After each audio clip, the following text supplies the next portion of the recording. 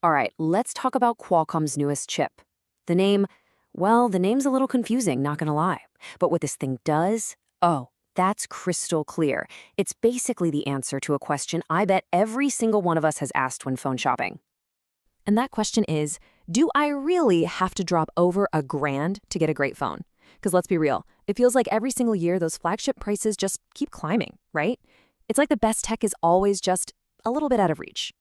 Well, today we're going to look at the piece of silicon, the chip, that was built from the ground up to take that answer and flip it from a frustrated yes to a big, loud nope. All right, so let's start with what I like to call the $1,000 phone problem. And yeah, it's a very real problem. I mean, don't get me wrong, the top-of-the-line phones today, they're incredible. Little pocket supercomputers. But that power comes with a super premium price tag. And that leaves this huge gap for people like you and me, who want something awesome, but maybe not, sell a kidney awesome. And that's where Qualcomm's new strategy comes in. And it is smart. See, instead of only aiming for the absolute peak of the mountain, they've built something for that huge, really important area just a little bit below the summit. So say hello to the Snapdragon 8 Gen 5. And here's the key thing you got to understand. Qualcomm is being very specific here. This is not a watered-down version of their best chip. No, they're calling it the true successor to the Snapdragon 8 Gen 3. You know, the chip that was in basically every Android flagship last year? The whole idea is premium power just accessible. And trust me, this is no small potatoes upgrade. We're talking about a super modern 3-nanometer process, which just means it's way more power efficient. It's using those amazing custom Oryon cores, the same brain as the most expensive chips. The end result?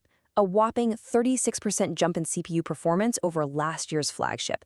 That's a huge leap. But okay, here's where the story takes a really interesting twist.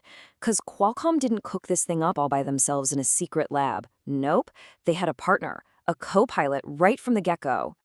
And that co-pilot? OnePlus. Yeah, you heard that right. OnePlus says they went to Qualcomm way back when the Gen 3 came out and said, let's build its successor together. They spent count 'em, 2 years helping to tune this thing. So they're not just the first company to use it, they're claiming they helped build it. And when you look at the timeline, you can see this wasn't just some marketing stunt. They started this partnership all the way back in late 2023. The specs were locked in by the end of last year. And it all led up to the announcement this month and the OnePlus 15R, which is right around the corner. This was a long game, a 2-year plan. All right, so we know the backstory, but what can this chip actually do? Let's get into the nitty-gritty and see where they made the smart cuts to keep the price down. Okay, so when you look at the specs side by side, you see some obvious differences. The clock speed is a little lower than the super expensive Elite version. The graphics and the modem are a step down. But look at that AI performance. The part of the chip that handles all the smart AI stuff, the NPU, is actually a little better than last year's top model. That tells you they put the power where it really counts for how we use phones today.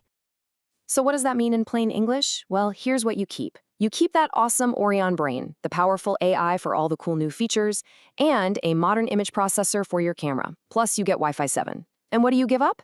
Well, you're trading away those record-breaking benchmark scores, the absolute top-tier gaming power, and a couple of features that, honestly, most of us probably wouldn't notice are gone.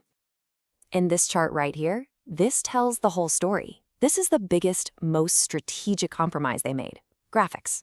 The crazy expensive Elite chip gets a mind-blowing 40% boost for gaming. This one, it gets a nice, respectable 11% bump. And that right there, that's how you make a chip that doesn't cost a fortune. Probably the single biggest feature that got cut is 8K video recording. Now, be honest, how many of you are shooting in 8K? Or even have an 8K TV to watch it on? Yeah, probably not many. So that's a pretty smart cut. And the good news is it still keeps the really cool pro features, like that buttery smooth 4K slow motion at 120 frames per second. So let's bring it all together. What does this chip mean for the next phone you buy? Well, it's basically creating a whole new category of device.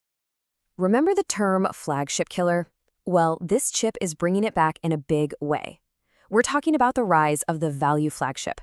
A phone that gives you like 90, maybe even 95% of the experience of a top-tier phone, but at a much more reasonable price. And here's the magic number that makes it all click. Phones with this chip are expected to start right around $799. That's a huge difference from the $1,200, $1,300 phones with the elite chip inside.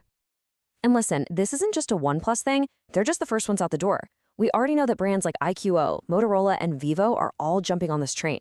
So this isn't just one phone, it's a whole new wave coming next year. And that really brings us to the big question, doesn't it?